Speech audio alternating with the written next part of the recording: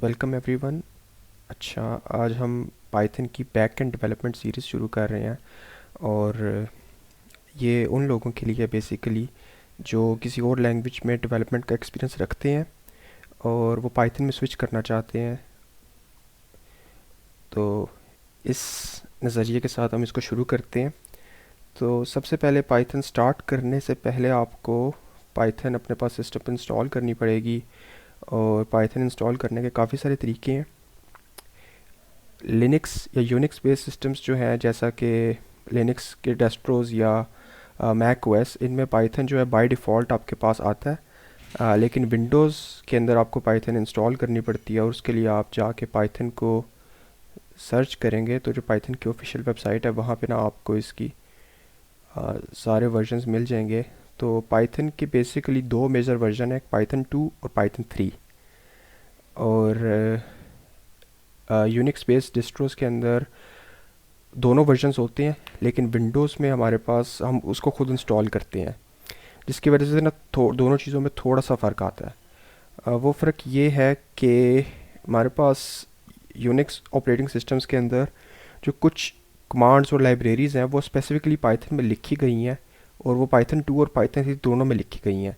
लेकिन जो विंडोज़ है उसका इकोसिस्टम इंटायरली डिफरेंट है। तो जब आप उसमें पाइथन इंस्टॉल करते हैं तो आपके पास जो आप वर्जन इंस्टॉल करेंगे वही पाइथन कहलाएगा, और आप उसको पाइथन के नाम से यूज़ कर सकते हैं। लेकिन लिनक्स के अंदर आपके पास, अगर आप, जैसे मैं लिनक्स यूज़ कर रहा हूँ और अगर मैं यहाँ पे पाइथन करना चाहता हूँ, तो मैं अगर बाय डिफ़ॉल्ट पाइथन लिख के कुछ सर्च करूँगा तो वो उसको कंप्यूटर जो है पाइथन 2 समझेगा। और अगर मैं चाहता हूँ कि पाइथन 3 के साथ मैं कोई काम करूँ तो मुझे एक्सप्लिसिटली यहाँ पे पाइथन 3 लिखना पड़ेगा। लेकिन विंडोज़ में ऐसे नहीं है। जब आप पाइथन लिखेंगे तो वो पाइथन 3 समझेगा। इनफैक्ट आप विंडोज़ में पाई भी लिखेंगे तो उसे पाइथन ही समझेगा और पाइथन 3 ही समझेगा। तो आप जो है पाइथन को यहाँ से डाउनलोड्स में से जाके इंस्टॉल करेंगे और ऑब्वियसली लेटेस्ट रिलीज़ इंस्टॉल करेंगे पाइथन 3 की। पाइथन के जो है रिलीज़ साइकिल्स वो एनुअल है, यानी हर साल एक वर्जन आता है जो लेटेस्ट होता है, और जो पुराने वर्जन है वो मेंटेन किए जाते हैं। पुराने वर्जन्स में कोई ऐसी नई एडिशन नहीं की जाती, उनमें सिक्योरिटी फीचर्स और जो उसके पुराने जो बग्स हैं उनको रिजॉल्व किया जाता है, और जो नया वर्जन आता है उसमें नए फीचर्स ऐड किए जाते हैं। और जो नए फीचर्स हैं वो बैकवर्ड कंपैटिबल हैं, लेकिन सिर्फ पाइथन 3 के लिए। यानी पाइथन 3 के जो फीचर्स हैं वो पाइथन 2 के साथ नहीं चलेंगे, लेकिन पाइथन 3.14 जो है ना वो अपने पाइथन 3.0 से लेके 14 तक सब फीचर्स को सपोर्ट करेगी, पाइथन 2 को सपोर्ट नहीं करेगी। तो हम विंडोज़ के इंस्टॉल करने के लिए यहाँ विंडोज़ में जाएंगे और हमें सारे रिलीजेस, जितने भी मेजर रिलीजेस हैं पाइथन के, वो हमें सारे यहाँ पे मिल जाएंगे, और हम अपने सिस्टम के लिए जो भी रेलिवेंट रिलीज़ है वो हम इंस्टॉल कर लेंगे 64 बिट या 32 बिट में। पाइथन इंस्टॉल करने के साथ आपको ना दो तीन चीज़ें इकट्ठी इस पैकेज में मिलती हैं। नंबर एक, आपको पाइथन का इंटरप्रेटर मिलेगा, और जब आप ऑफिशियल पाइथन की वेबसाइट से जाके उसे डाउनलोड करेंगे तो आपके पास जो पाइथन का इंटरप्रेटर डाउनलोड होगा उसका नाम होगा सी पाइथन। वो बेसिकली पाइथन को कन्वर्ट करता है सी लैंग्वेज के अंदर, और ये सी लैंग्वेज में लिखा हुआ है, और वो सी लैंग्वेज का कोड जो है ना वो फिर आगे मशीन कोड में कन्वर्ट होता है और उसे सीपीयू एग्जीक्यूट करता है। इसके अलावा हमारे पास अगर आप खुद से कोई इंटरप्रिटेशंस भी हैं, जैसे जे पाइथन है जो जावा के अंदर लिखी गई है, इसे जाइथन भी कहते हैं। इसके अलावा पाई पाई है हमारे पास, और भी इंटरप्रिटेशंस है पाइथन की। लेकिन मोस्ट कॉमन जो आप बाय डिफ़ॉल्ट पाइथन की ऑफिशियल वेबसाइट से डाउनलोड करेंगे तो आपके पास सी पाइथन आएगी। तो सबसे पहले तो आपके पास डाउनलोड में इंटरप्रेटर आएगा। नंबर टू, आपके पास एक कमांड लाइन टूल इंस्टॉल होगा जिसे हम रेपल कहते हैं। रेपल जो है वो हमें अलाउ करता है पाइथन को रन करना कमांड लाइन से। तो मैं अगर पाइथन 3 लिखता हूँ तो मेरे पास यहाँ पे ना पाइथन स्टार्ट हो जाती है, और मैं पाइथन की कमांड्स यहाँ पे लिख सकता हूँ और उसे पाइथन जो है एज इट इज़ एग्जीक्यूट करेगी। तो ये फंक्शनैलिटी कुछ हाई लो लेवल लैंग्वेजेस में जैसे जावा में और दूसरी लैंग्वेजेस के अंदर नहीं होती है, पाइथन में यूनिक है। जावास्क्रिप्ट में भी हमें मिलती है ब्राउज़र के अंदर, और पाइथन में हमें रेपल मिलता है। साथ अब पाइथन जो है ना एक बेसिक आईडीई या डेवलपमेंट इन्वायरमेंट आपको देता है जिसे हम आइडल कहते हैं। तो वो भी आप जब पाइथन का वर्जन इंस्टॉल करते हैं तो आपके पास आइडल भी उसके साथ ही डाउनलोड होकर इंस्टॉल होता है सिस्टम पे, जिससे आप पाइथन को रन कर सकते हैं अपने पास।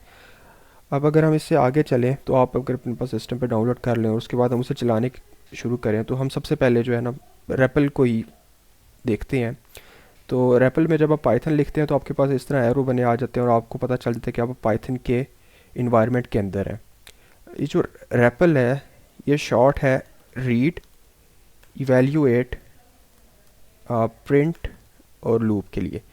बेसिकली आप इस पे पाइथन का कोड लिखते हैं, वो उसको रीड करता है, उसको सॉल्व करता है या उसे एवेल्यूएट करता है या उसे रन करता है, और जो आंसर्स होते हैं वो आपको प्रिंट करके दिखाता है। और ये काम ये बार बार करता है तो हम इसे लूप कहते हैं। तो बेसिकली शॉर्ट इन्वायरमेंट है कि आपने क्विकली अगर पाइथन का कोई कोड टेस्ट करना है या रन करना है या देखना है तो आप इसको यहाँ पे रन कर सकते हैं। तो जैसे मैं अगर 3+5 लिखता हूँ तो ये मुझे एट द स्पॉट 8 दिखाता है। इसी तरह अगर मैं प्रिंट लिख के इसमें कुछ पास करता हूँ नंबर, तो वो भी मुझे प्रिंट करके दिखाता है। तो पाइथन का रेपल हमें पाइथन के साथ मिलता है। तो पाइथन के अंदर हमारे पास वैसे ही डेटा टाइप्स हैं जैसे बाकी लैंग्वेजेस के अंदर हैं। तो हमारे पास इंटीजर्स हैं, हमारे पास फ्लोट्स हैं। अगर हमने किसी चीज़ की टाइप चेक करनी हो तो पाइथन में हम टाइप ऑफ टाइप टाइप का फंक्शन यूज़ करते हैं, तो वो हमें उसकी डेटा टाइप बताता है। तो हमारे पास टाइप का फंक्शन है और टाइप के फंक्शन को हम आई थिंक बगैर ब्रैकेट्स के भी यूज़ नहीं कर सकते। जावास्क्रिप्ट में कर सकते हैं, यहाँ पे नहीं कर सकते। तो हमारे पास इंटीजर्स और स्ट्रिंग्स, इंटीजर्स और फ्लोट्स हैं जो नंबर्स को रिप्रेजेंट करते हैं। इसके अलावा हमारे पास स्ट्रिंग्स हैं और पाइथन में कैरेक्टर्स नहीं है, तो आपके पास डबल कोट्स भी स्ट्रिंग को रिप्रेजेंट करेंगे और सिंगल कोट्स भी आपको स्ट्रिंग को रिप्रेजेंट करेंगे। I personally prefer double quotes, लेकिन जब आप उसको किसी भी कोट में लिखें तो जो पाइथन का इंटरप्रेटर है ना वो उसको खुद ही अपनी इंटरप्रिटेशन के मुताबिक ना रेलिवेंट कोड्स में कन्वर्ट कर देगा। मेरे केस में सी पाइथन जो है वो डबल कोड में मैं जो कुछ भी लिखूँ उसको ऑटोमेटिकली जब वो इंटरप्रेट करेगा तो सिंगल कोट्स में कन्वर्ट कर देगा। और आपके पास अगर आईडीज़ के अंदर जो लिंटर्स इंस्टॉल होते हैं वो भी कोड्स को खुद ही चेंज कर देते हैं। जैसे पाइथन के जो लिंटर्स हैं वो सिंगल कोड को ऑटोमेटिकली डबल कोड में कन्वर्ट कर देते हैं। तो दोनों चीज़ें चलती हैं, लेकिन आप एक कोटेशन के अंदर दूसरी कोटेशन को यूज़ नहीं कर सकते। जैसे अगर आप सिंगल कोड को फॉलो करते हैं और आपने लिखना है सम वंस, तो ये चीज़ एक्सेप्टेबल नहीं है, क्योंकि यहाँ से लेके यहाँ तक ये जो है ये एक स्ट्रिंग काउंट होगी और उसके बाद यहाँ से हमारे पास एक नई स्ट्रिंग शुरू हो रही है जो कभी क्लोज नहीं हुई, और दरमियान में ये जो एस है ये एज इट इज़ पड़ा रहेगा, जिसकी वजह से हमें एरर आएगा कि अनटर्मिनेटेड स्ट्रिंग लिटरल, कि ये स्ट्रिंग कभी ख़त्म नहीं हुई थी। तो अगर आपने ऐसे आपके पास ऐसे अपोस्ट्रोफी के साथ कंटेंट हो तो आप ऑब्वियसली डबल कोट्स को प्रेफर करेंगे। और आप जो है इसको दूसरी तरह भी कर सकते हैं कि आप डबल कोट्स यूज़ कर बाहर सिंगल कोट यूज़ करके अंडर डबल कोट यूज़ कर सकते हैं। वो बेसिकली मोर सेंस बनाता है जब आपके पास कोई आ, जब आपके पास कोई किसी यूज़र की कोटेशन है, या आप कोई ऐसा कंटेंट पास कर रहे हैं जो कि बेसिकली आपको बताता है कि ये किसी ने कोई एक्सप्रेशन कही है या कुछ कहा है, तो आप तब डबल कोट्स यूज़ करेंगे। उसके अलावा हमारे पास पाइथन में बूलियन डेटा टाइप्स हैं। पाइथन की जो बूलियन है बाकी लैंग्वेजेस में लोअर केस में चलता है ट्रू फॉल्स, पाइथन में जो है वो अपर केस में चलता है। ट्रू का कैपिटल केस के अंदर चलता है, ट्रू का टी कैपिटल और फॉल्स का एफ कैपिटल।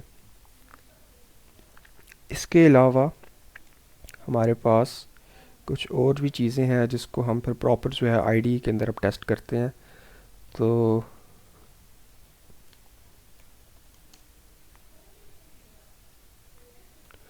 मैं यहाँ पे अपने पास डेस्कटॉप पे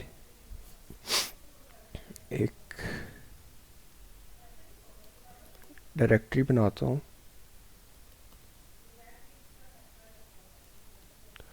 और उसको मैं वी एस कोड में खोलता हूँ।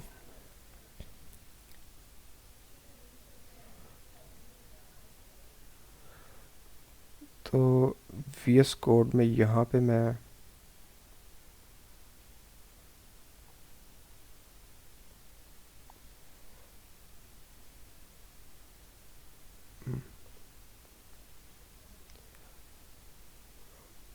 एक नई डायरेक्टरी बनाता हूँ, उसने उसको फाइल बना दिया है। और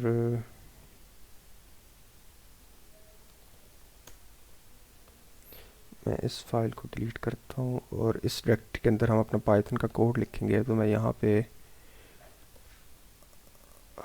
data types dot P Y की फ़ाइल बनाता हूँ। पाइथन की सारी फाइल्स की जो एक्सटेंशन है वो पी वाई है, और आपके पास आ, हर पाइथन की जो फाइल है वो पी वाई से एंड होती है। तो इस मेरे पास जो इस वक्त सिस्टम में पाइथन इंस्टॉल है वो 3.10 है। और कुछ एक्सटेंशन आपको बेसिकली जो आपको एक्सटेंशन चाहिए पाइथन चलाने के लिए, वो आपको पाइथन की ऑफिशियल माइक्रोसॉफ्ट की एक्सटेंशन चाहिए वी एस कोड में। तो पाइथन की जो सिंटेक्स हाईलाइटिंग और जो रूल्स हैं और जो स्टैंडर्ड टेम्पलेट लाइब्रेरी के अंदर जो कंटेंट है वो सारा आपके पास आ जाएगा। बाकी जो है आपको डीबगर भी मिलेगा, लेकिन इसके अलावा जो बाकी एक्सटेंशन है वो ऑप्शनल है। आपको बेसिकली पाइथन सपोर्ट के लिए सिर्फ पाइथन की ऑफिशियल माइक्रोसॉफ्ट की एक्सटेंशन चाहिए। अब पाइथन के अंदर हमारे पास जो है, पाइथन खुद में एक हाई लेवल लैंग्वेज है, और इसकी वजह से बहुत सारी जो डिटेल्स हैं इम्प्लीमेंटेशन की वो एब्स्ट्रैक्ट कर देती है, वो हमें खुद से नहीं करनी पड़ती। और पाइथन जो है वो इंटरप्रेटेड है, लेकिन ये पूरी तरह से ट्रू नहीं है। और इसको हम मज़ीद डिटेल से देखते हैं कि इंटरप्रेटेड और कंपाइल्ड है पाइथन या इंटरप्रेटेड है। और इसके अलावा पाइथन जो है वो ऑब्जेक्ट ओरिएंटेड है। तो पाइथन के अंदर सब कुछ जो है वो एक ऑब्जेक्ट है, जैसे जावा में सब चीज़ें एक ऑब्जेक्ट हैं। और पाइथन में थोड़े से फ्लेवर और लैंग्वेजेस के भी हैं, और प्रोग्रामिंग कॉन्सेप्ट्स के भी हैं, जैसे फंक्शनल प्रोग्रामिंग भी है पाइथन में, मेटा प्रोग्रामिंग भी है। लेकिन हम उसको आके साथ साथ देखते हैं। तो हम अगर पाइथन की बेसिक डेटा टाइप्स की बात करें, बेसिक फंक्शंस की बात करें, तो हमारे पास सबसे पहले जो फंक्शन है वो हमारे पास पाइथन का प्रिंट फंक्शन है, जो स्क्रीन पे कुछ भी प्रिंट कराता है। आप इसमें कोई भी वैल्यू पास करते हैं या स्ट्रिंग कोई भी डेटा पास करते हैं और ये उसको आपको स्क्रीन पे प्रिंट करवाता है। तो आपने पाइथन अब पाइथन की वो चलाने के लिए आप जो है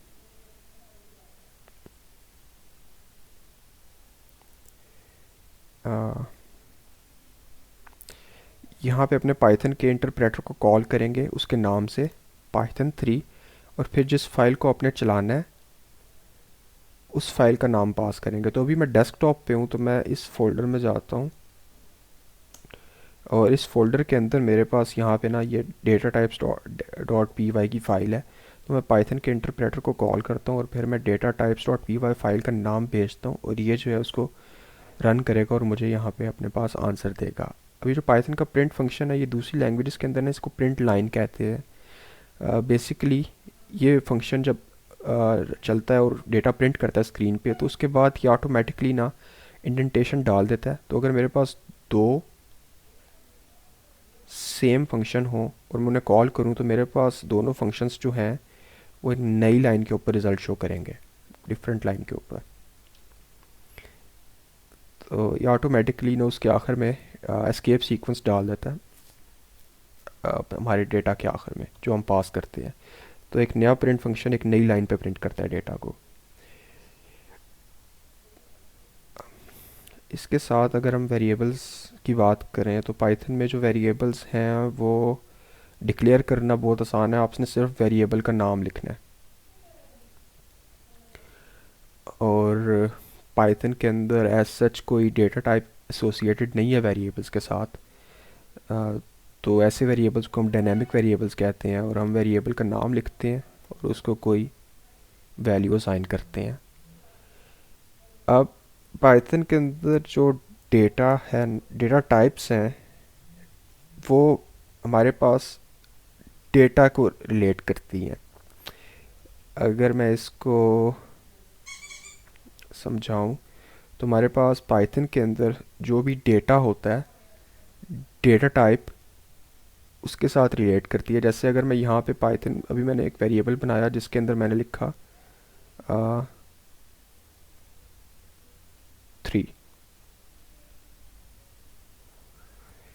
और इस वेरिएबल को मैंने एक डेटा पास किया 3 और एक वेरिएबल के साथ एसोसिएट कर दिया, उसका नाम मैं यहाँ पे नाम लिख देता हूँ। तो यहाँ पे मैं बेसिकली करता क्या हूँ कि एक लेबल बनाता हूँ, और जो मेरे पास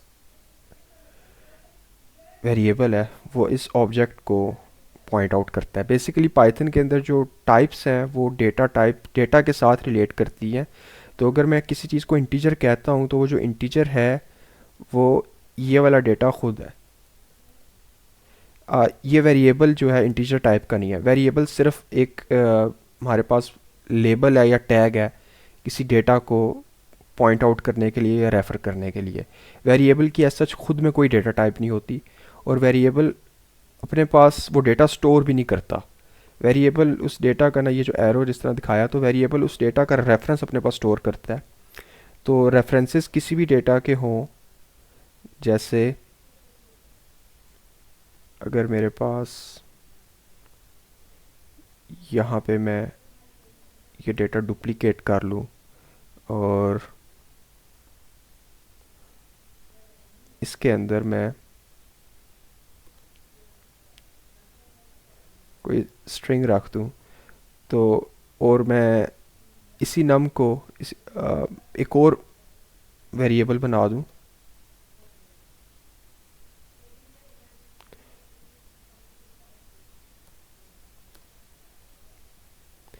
तो ये वेरिएबल जो है अगर इस डेटा को पॉइंट आउट करेगा तो इस वेरिएबल के अंदर और ऊपर नम वाले वेरिएबल में और पर्सन के वेरिएबल में दोनों में रेफरेंस स्टोर होगा।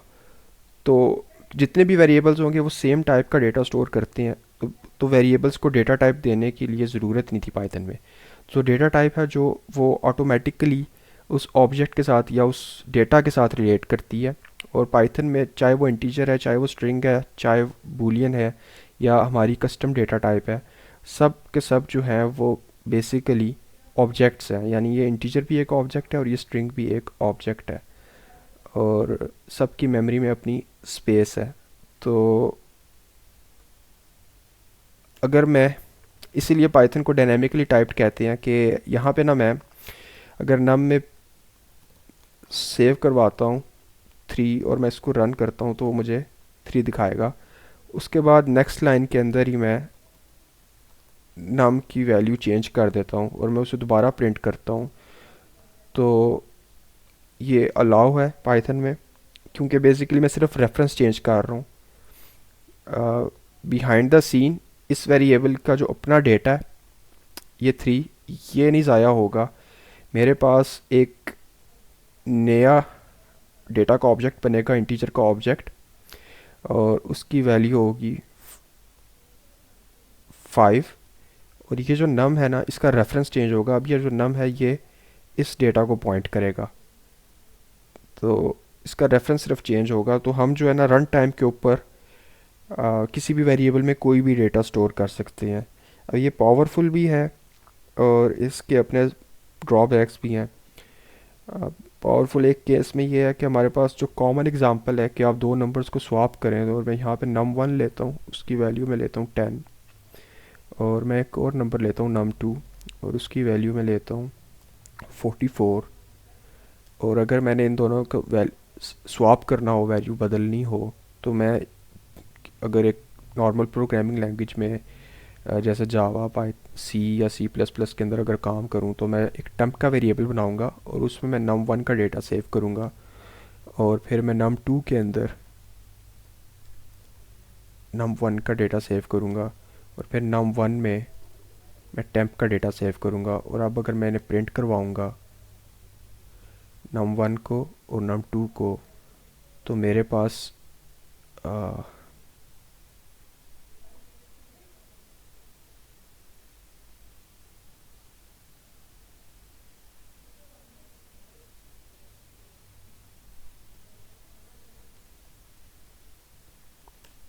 तो मेरे पास इनकी जो वैल्यू है वो स्वैप हो जाएगी।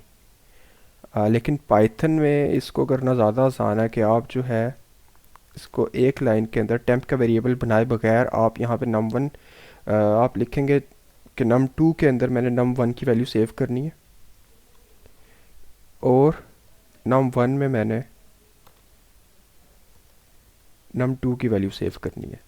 तो ये ऑटोमेटिकली num2 की वैल्यू num1 में सेव कर देगा और num1 की वैल्यू num2 में सेव करके उन्हें ऑटोमेटिकली वन लाइन में स्वैप कर देगा। तो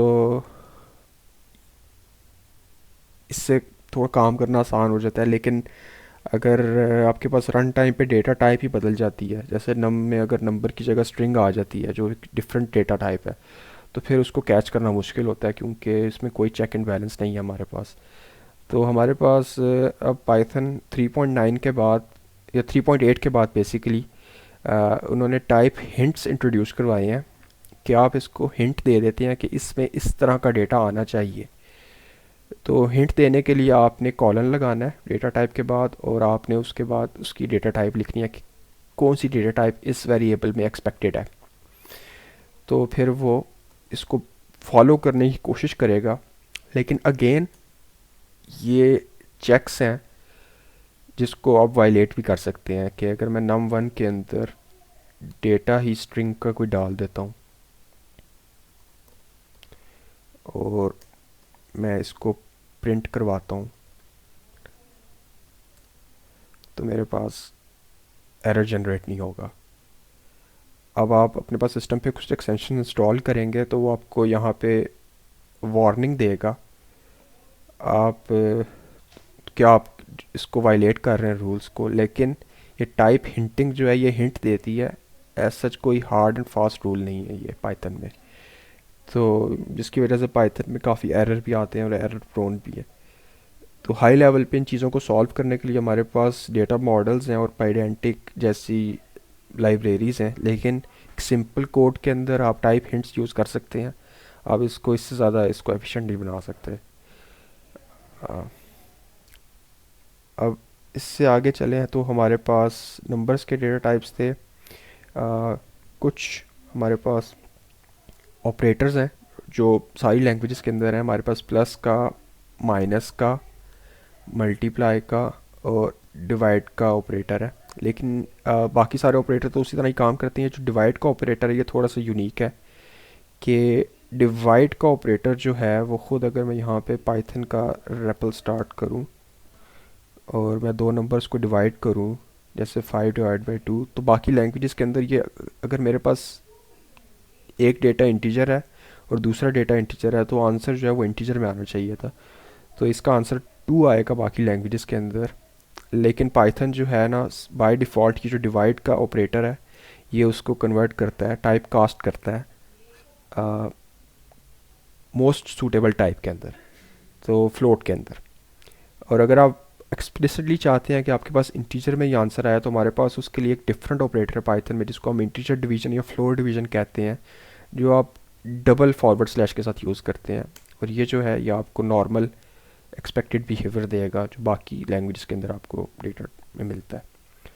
और ये जो टाइप कास्टिंग भी वैसे ही करेगा जैसे बाकी लैंग्वेज के अंदर डिवीजन का ऑपरेटर काम करता है।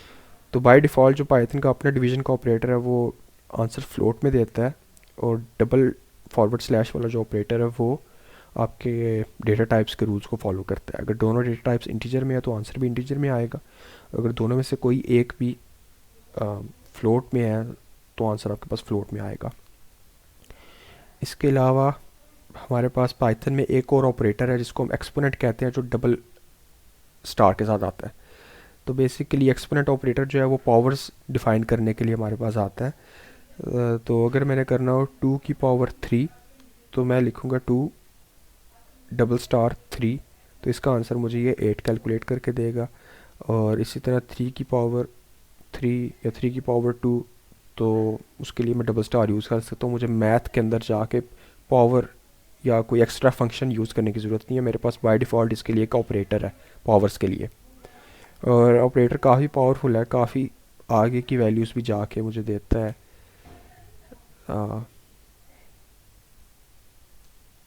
तो पाइथन के अंदर नंबर्स की ना, नंबर्स डेटा टाइप की या इंटीजर्स की कोई लिमिट नहीं है। ये हर मैक्सिमम डेटा स्टोर कर सकती हैं जो आपका सिस्टम सपोर्ट करता है।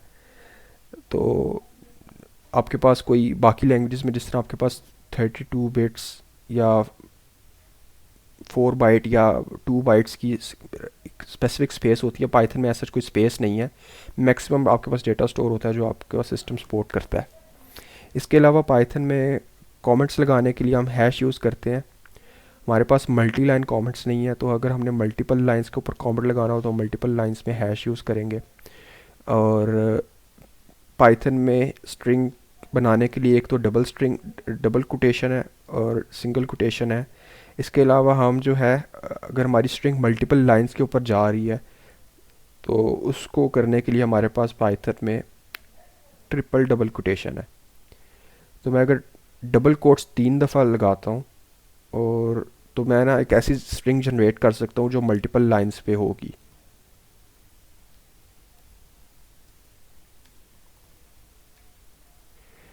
और इसे मैं एक वेरिएबल में सेव करता हूँ। तो ये कम्प्लीटली वैलिड स्ट्रिंग है, और अगर मैं इसको प्रिंट करवाऊँ अपने पास,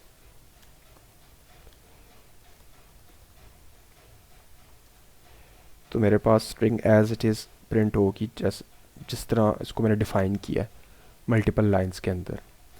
तो लोग इसको भी अक्सर जो है, ये जो मल्टीपल लाइन स्ट्रिंग है, इसको मल्टी लाइन कमेंट्स के लिए यूज़ करते हैं कि टॉप के ऊपर वो डिफ़ाइन कर देते हैं इस तरह स्ट्रिंग, और यहाँ पे ना इसके अंदर मल्टीपल लाइंस के कमेंट यूज़ करते हैं। तो इसको भी आप यूज़ कर सकते हैं मल्टी लाइन कमेंट के लिए, लेकिन पाइथन में सच बाय डिफ़ॉल्ट को मल्टी लाइन कमेंट की सपोर्ट नहीं है।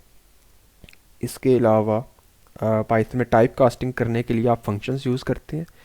तो अगर मेरे पास डेटा है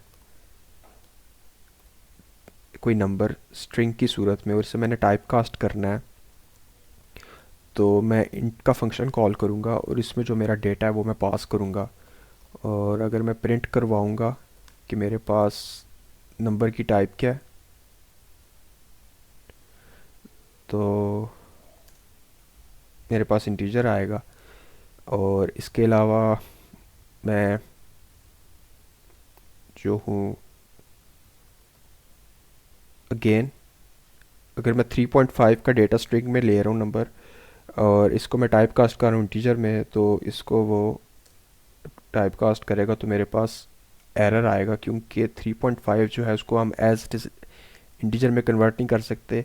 तो जहाँ पे डेटा की प्रिसीजन लॉस होती है या आपका डेटा जो है वो करप्ट होने के चांसेस होते हैं, तो वहाँ पे पाइथन आपको एरर जनरेट करेगा, ख़ुद से टाइप कास्ट नहीं करेगा कि मैं 0.5 यहाँ से ख़त्म कर देता हूँ और इसको इंटीजर में कन्वर्ट कर देता हूँ। तो आपको अलाउ अलर्ट करेगा, आपको एरर तेज जनरेट करेगा। तो मैं उसको फ्लोट में कन्वर्ट करूँगा।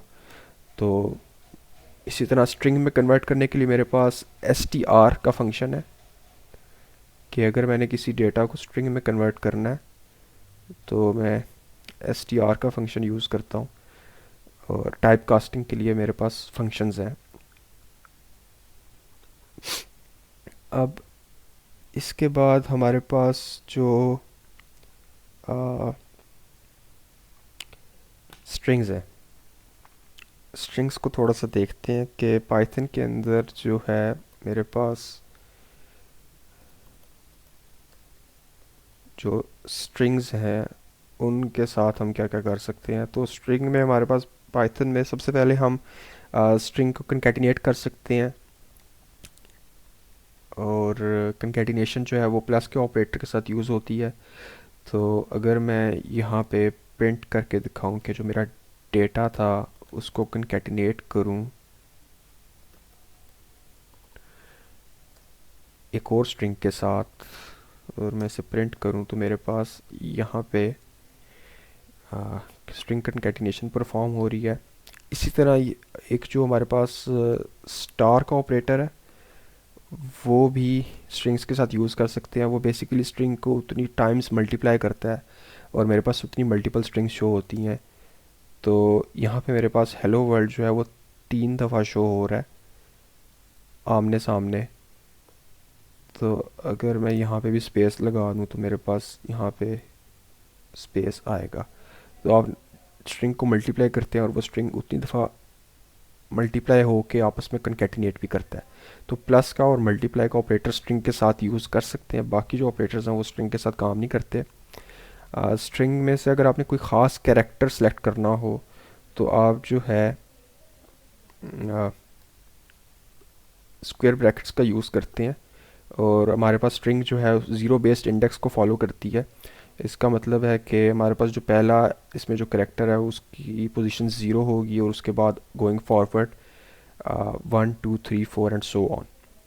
तो हम उसी पोजीशनिंग को यूज़ करके हम यहाँ पे स्क्वायर ब्रैकेट्स के अंदर उसकी जिस पोजीशन को हमने एक्सेस करना है उसकी वैल्यू पास करते हैं।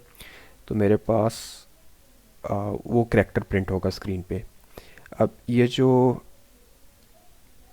इस तरह एक्सेस करने का तरीका है किसी भी स्ट्रिंग को, ये बेसिकली आपको काफ़ी फ्लेक्सिबिलिटी प्रोवाइड करता है। आप अगर आप सिंगल वैल्यू यहाँ पे लिखते हैं तो उसको स्टार्ट कंसिडर किया जाता है और उसी को एंड कंसिडर किया जाता है।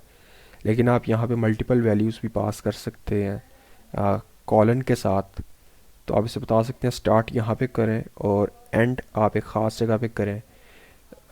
तो जो एंड वाली पोजीशन है वो एक्सक्लूसिव है, यानी स्टार्ट तो ये ज़ीरो से करेगा, लेकिन अगर मैं 4 लिख रहा हूँ तो 4 पे नहीं जाएगा, 4 से पीछे 3 तक इसको लेके चलेगा। तो यहाँ पे मेरे पास 0 से लेके 3 तक कैरेक्टर्स प्रिंट होंगे। और हम इसको रिवर्स भी कर सकते हैं। तो बेसिकली अगर मैं कोई भी स्ट्रिंग लेता हूँ पाइथन के अंदर तो मेरे पास जो स्ट्रिंग्स हैं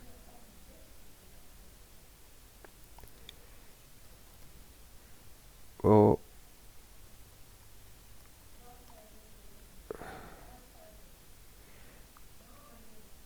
ज़ीरो बेस्ड इंडेक्सिंग को फॉलो करती हैं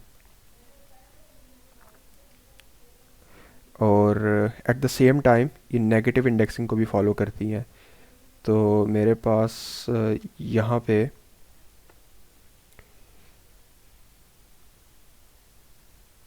-5 -4 -3 -2 और -1। तो ये जो जी है लास्ट कैरेक्टर इसकी पोजीशन -1 है या +4 है और एन की पोजीशन 3 है +3 या -2 और so on and so fourth. Negative indexing के अंदर हम ज़ीरो काउंट नहीं करते और पॉजिटिव इंडेक्सिंग में हमारे पास ज़ीरो से स्टार्ट होती है स्ट्रिंग। तो अगर मैं यहाँ पे -1 लिखूँगा तो मुझे लास्ट वैल्यू शो होगी जो कि एक एम्प्टी स्पेस है यहाँ पे लास्ट कैरेक्टर जो है मेरे पास। तो -1 से लेके अगेन अगर मैं यहाँ पे इसे -4 कहूँगा तो ये भी एक्सक्लूसिव है, यानी -1 -2 और -3 काउंट होगा, -4 को वो स्किप कर देगा, -4 पे जाकर रुक जाएगा। तो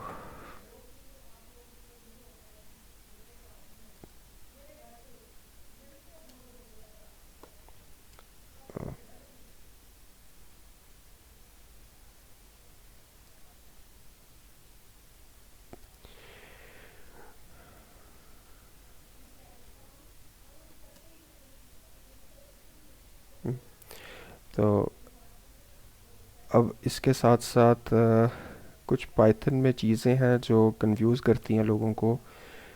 वो ये है कि पाइथन में कुछ डेटा टाइप्स म्यूटेबल हैं और कुछ इम्यूटेबल हैं।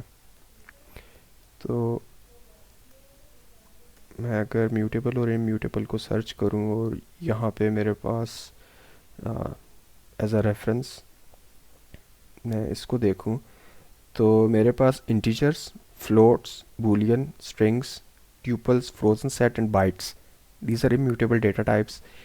और list set dictionary byte array and array they are mutable. तो इम्यूटेबल और म्यूटेबल का जो हमने समझा हुआ है वो ये है कि इम्यूटेबल जो डेटा होता है उसको हम चेंज नहीं कर सकते, और जो म्यूटेबल है वो चेंज हो जाता है। लेकिन जब आप पाइथन में जाते हैं और यहाँ पे अगर मैं रैपल में करूँ क्योंकि क्विक है, तो मैं एक वेरिएबल बनाऊँ नेम का, और नेम में मैं एक नेम सेव करूँ,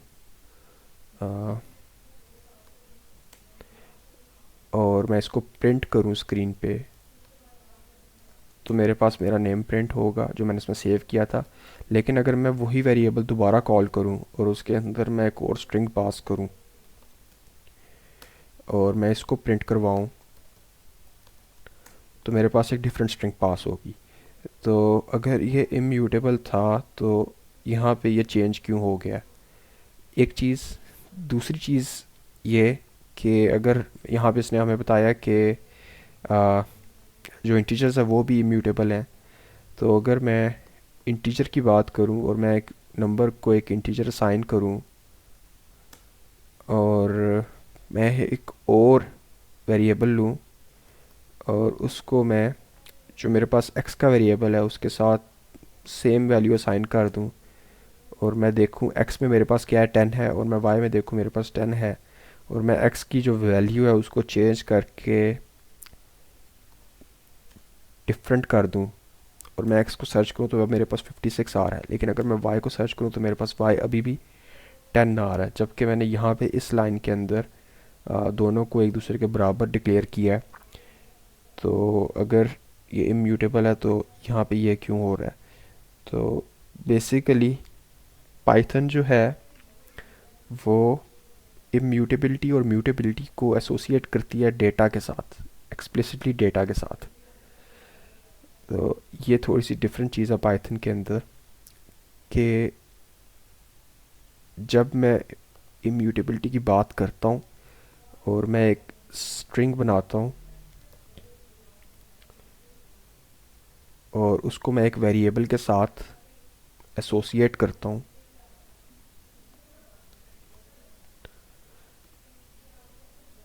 तो हमारे पास एक रेफरेंस बन जाता है। लेकिन जब मैं एक और स्ट्रिंग बनाता हूँ और मैं नेम को उसके साथ एसोसिएट करता हूँ, तो मेरा ये जो रेफरेंस है ये चेंज हो जाता है, शिफ्ट हो जाता है एक नई स्ट्रिंग के साथ। लेकिन बैकएंड के ऊपर वो जो पुरानी स्ट्रिंग है वो डिलीट नहीं होती। जब हम स्ट्रिंग चेंज करते हैं तो हमारे पास एक ब्रांड न्यू स्ट्रिंग का ऑब्जेक्ट बनता है और एक ब्रांड न्यू स्ट्रिंग आती है हमारे पास।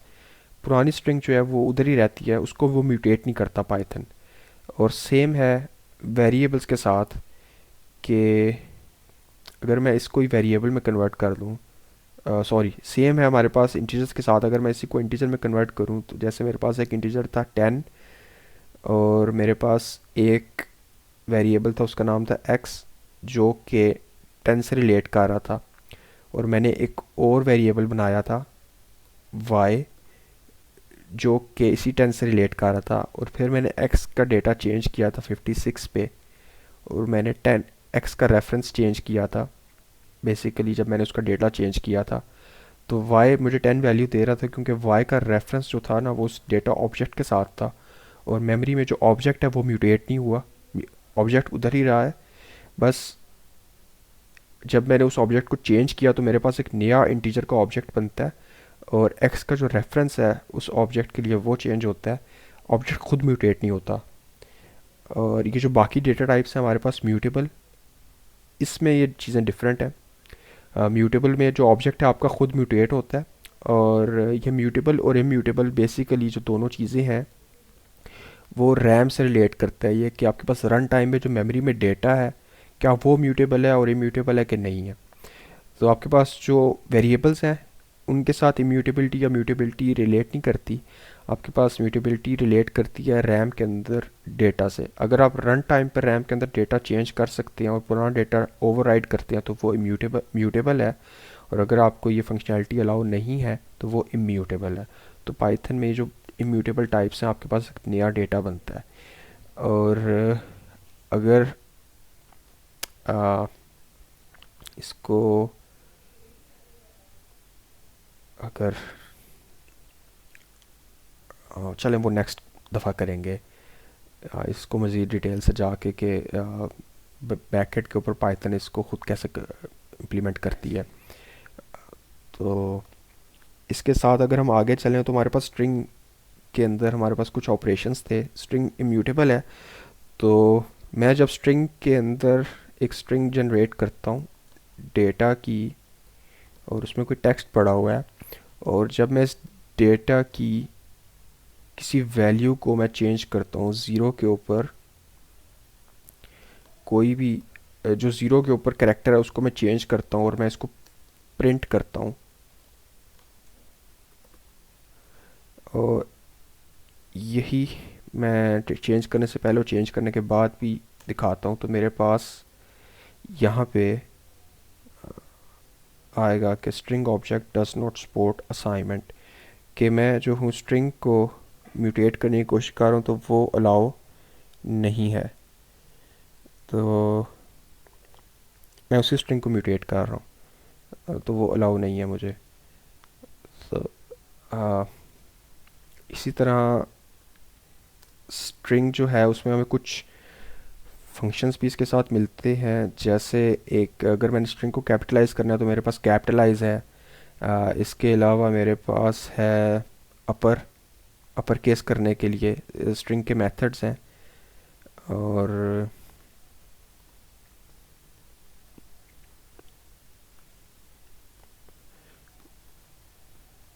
यहाँ पे मेरे पास ये स्ट्रिंग अपर केस में कन्वर्ट हो जाता है। इसके अलावा मेरे पास स्टार्ट्स विद है और एंड्स विद है और बाकी चीज़ें हैं। और पाइथन के अंदर जो स्ट्रिंग्स हैं बेसिकली वो यूनिकोड है। पाइथन 2 में यूनिकोड करने के लिए आपको स्ट्रिंग के पहले यू लिखना पड़ता था। पाइथन 3 के अंदर सारी स्ट्रिंग्स यूनिकोड हैं।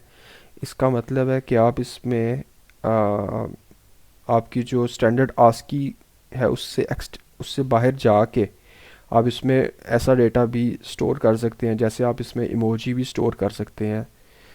तो इमोजी जो है वो यूनिकोड को सपोर्ट करते हैं, और मैं यहाँ से इसको कॉपी करूँ और अपने पास यहाँ पे इस स्ट्रिंग के अंदर पेस्ट करूँ और मैं इसको प्रिंट करवाऊँ, तो मेरे पास जो है वो इमोजी भी प्रिंट होगा।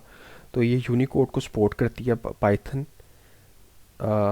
तो बाय डिफ़ॉल्ट सारी की सारी जो स्ट्रिंग्स हमारे पास वो सब यूनिकोड स्ट्रिंग्स हैं, और यूनिकोड स्ट्रिंग जो है वो मेमोरी में ज़्यादा जगह लेती है। तो पाइथन जो है वो मेमोरी इंटेंसिव भी है इस वजह से।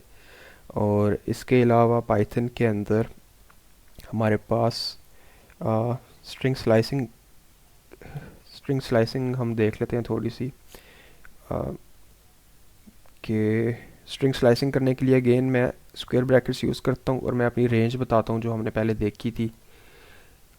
तो मैं उसको उस रेंज के अंदर प्रिंट करवाऊँगा। तो स्ट्रिंग स्लाइसिंग है। और इसके अलावा अगर हम आगे चलें तो आ, हमारे पास पाइथन के अंदर एक कॉन्सेप्ट आता है फॉर्मेटेड स्ट्रिंग्स का।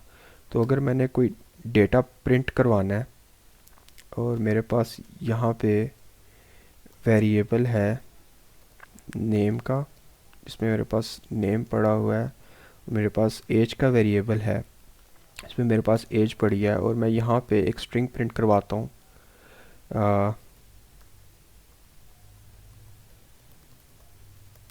और जहाँ पे मैं प्लेस होल्डर्स यूज़ करना चाहता हूँ पाइथन के अंदर कि वो मेरे वेरिएबल से डेटा गेट करे, तो वहाँ पे मैं करली ब्रैकेट्स का यूज़ करूँगा।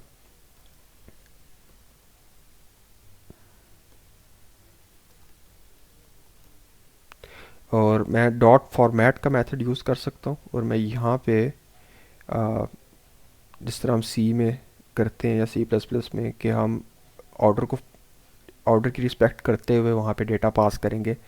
तो मेरा पहला जो वेरिएबल है नेम वो यहाँ पे इस प्लेस होल्डर में प्लेस होगा, और जो दूसरा वेरिएबल है वो यहाँ पे इस प्लेस होल्डर में प्लेस होगा।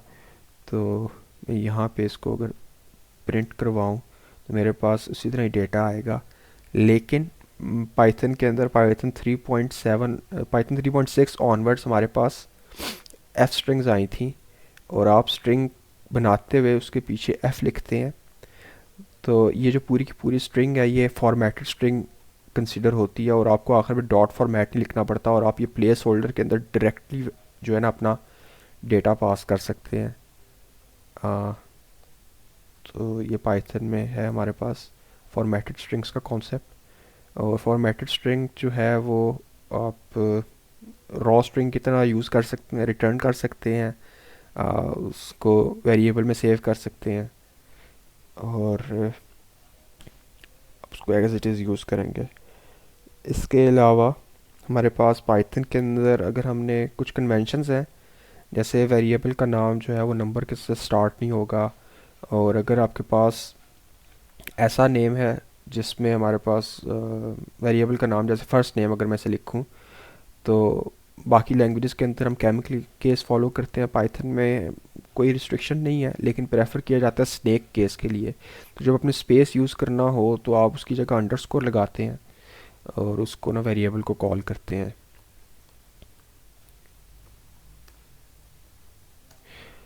और अगर आपने कांस्टेंट डिक्लेयर करने हो तो कांस्टेंट डिक्लेयर करने का कोई तरीका नहीं है पाइथन में, लेकिन एक कन्वेंशन है कि लोग जो है उस वेरिएबल का जो नाम है वो कैपिटलाइज कर सकते हैं। तो अगेन अगर आप इसको भी स्पेस्ड आपकी स्ट्रिंग आपकी वेरिएबल का नाम, तो आप यहाँ पे अंडरस्कोर यूज़ करेंगे कन्वेंशन को फॉलो करते हुए। लेकिन एज सच कोई कांस्टेंट जैसी चीज़ होती नहीं है पाइथन में, आप उसको अगेन म्यूटेट कर सकते हैं, डेटा को मैनिपुलेट कर सकते हैं। तो कांस्टेंट्स जो है अगेन आपके पास हिंट्स हैं, रेल गार्ड्स हैं, लेकिन आपको वो अलाउ करते हैं, फुल फ्लेक्सिबिलिटी देते हैं कि आप डेटा को भी बाद में जाके चेंज कर सकें। तो आपके पास कुछ एक्सटेंशन इंस्टॉल होती हैं जो आपको रन टाइम पे एरर जनरेट तो नहीं करती, आपको वार्निंग देती हैं कि आप कांस्टेंट के अंदर डेटा चेंज कर रहे हैं। तो हमारे पास इस तरह के कुछ फंक्शंस हैं। और हम्म, अब अगर मैं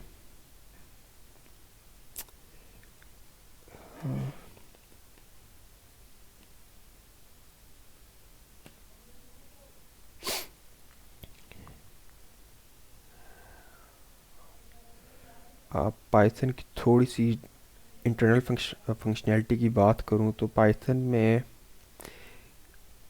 कुछ नंबर्स और कुछ स्ट्रिंग्स जो हैं, बेसिकली पाइथन जो है वो कंपाइल्ड भी है और पाइथन जो है वो इंटरप्रेटेड भी है। तो इस मॉडल को हम जस्ट इन टाइम कंपाइलेशन कहते हैं। और just in time compiled language का मतलब ये होता है कि जब मैं पाइथन का ये जो मेरी डेटा टाइप्स की फ़ाइल है मैं इसको रन करता हूँ, तो पाइथन इसे कन्वर्ट करता है, कंपाइल करता है बेसिकली एक लो लेवल फाइल में जिसमें सारा हमारे पास बाइट कोड होता है, और फिर वो जो लो लेवल फाइल है वो इंटरप्रेटर में चलती है लाइन बाय लाइन। तो इसको जस्ट इन टाइम कंपाइलेशन कहते हैं। इसको देखने का तरीका कि वो जो लो लेवल फाइल जो इंटरमीडिएट फाइल है वो बनती का, बेसिकली जब हम पाइथन को फाइल को रन करते हैं तो वो फाइल बनती है और फिर साथ ही रन होने के बाद वो डिलीट हो जाती है, तो हमें यहाँ पे अपने पास शो नहीं होती। तो अगर मैं इसको शो करवाना चाहता हूँ एक्सप्लिसिटली, मैं देखना चाहता हूँ वो फाइल बनी है कि नहीं बनी, तो उसको करने का एक तरीका है। यहाँ पे मैं एक फ़ाइल और बनाता हूँ।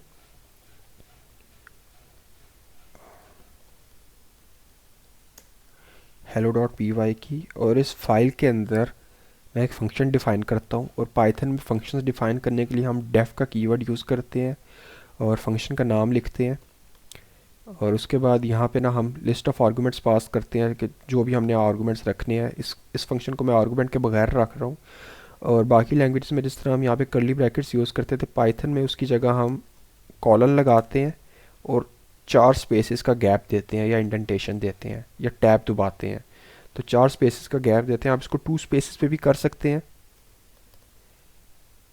पाइथन चलती है 2 स्पेसेस के साथ भी, लेकिन पाइथन का जो ऑफिशियल जो गाइडलाइंस है वो ये कहती हैं कि आप जो है 4 स्पेसेस को फॉलो करें, और स्पेसेस को फॉलो करें, टैब ना दबाएं। तो जब आप आपके जो हमारे पास जैसे मैं वीएस कोड यूज़ कर रहा हूँ, तो जो आईडीईज़ हैं वो कन्फिगर होते हैं कि जब मैं इस पर टैब दबाता हूँ तो बिहाइंड द सीन वो 4 स्पेसेस ही यूज़ करता है। तो मैं यहाँ पे एक सिंपल सी चीज़ प्रिंट करता हूँ। अब अगर मैंने वो इंटरमीडिएट फाइल देखनी है तो पाइथन के अंदर ये जो फाइल है, जो मैंने हेलो की फ़ाइल बनाई है, मैं इसको ना एज अ मॉड्यूल इंपोर्ट करवाता हूँ अपने पास से दूसरी फाइल के अंदर, डेटा टाइप्स के अंदर।